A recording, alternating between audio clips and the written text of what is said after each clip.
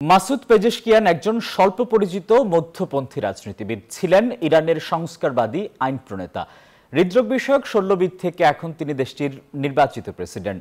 তার এই জয় সামাজিক স্বাধীনতা ও আরও বাস্তবধর্মী পররাষ্ট্রনীতি প্রত্যাশী ইরানের কোটি কোটি মানুষের মধ্যে আশার সঞ্চার করেছে। 1954 সালের 29 সেপ্টেম্বর জন্ম নেয়া মাসুদ পেজেশকিয়ান সংস্কারপন্থী হিসেবে পরিচিত। স্বনামধন্য এই হার্ট সার্জন দীর্ঘ 5 বছর দায়িত্ব পালন করেছেন ইরানের স্বাস্থ্যমন্ত্রী হিসেবে। 2001 সাল থেকে 2005 সাল পর্যন্ত সাবেক সংস্কারবাদী প্রেসিডেন্ট মোহাম্মদ খাতামির সরকারে স্বাস্থ্যমন্ত্রী পদে ছিলেন তিনি। দেশটির পার্লামেন্টে উত্তর পশ্চিমাঞ্চলের শহর তাবরিজে 2008 সাল থেকে প্রতিনিধিত্ব করে আসছেন পেজেশকিয়ান। ইরানের অন্যতম প্রধান মেডিকেল প্রতিষ্ঠান তাবরিজ ইউনিভার্সিটি অব মেডিকেল সায়েন্সের সাবেক প্রধান ছিলেন তিনি।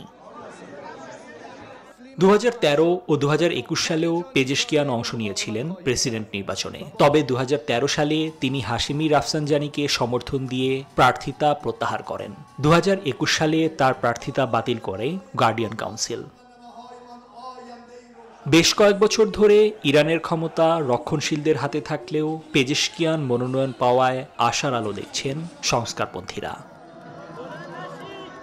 নিবির আমিন, নিউজ 24।